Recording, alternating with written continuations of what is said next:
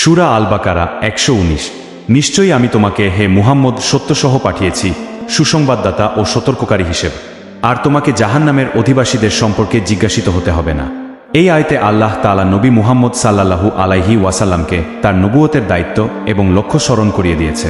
তিনি তাকে সত্যের বার্তা নিয়ে পাঠিয়েছেন, যাতে তিনি এক সুসংবাদ প্রদান করেন, যারা ঈমান আনবে ও সৎকর্ম করবে তাদের জন্য জান্নাতের প্রতিশ্রুতি দেন।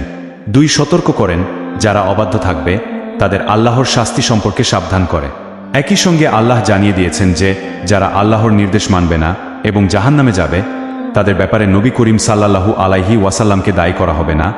নবীর কাজ সত্য প্রচার করা, হেদায়েত দেওয়া একমাত্র আল্লাহর ক্ষমতার অন্তর্ভুক্ত। শিক্ষা 1। নবীদের কাজ হলো সঠিক বার্তা পৌঁছানো, মানুষকে সঠিক পথে আনতে বাধ্য করা তাদের কাজ নয়।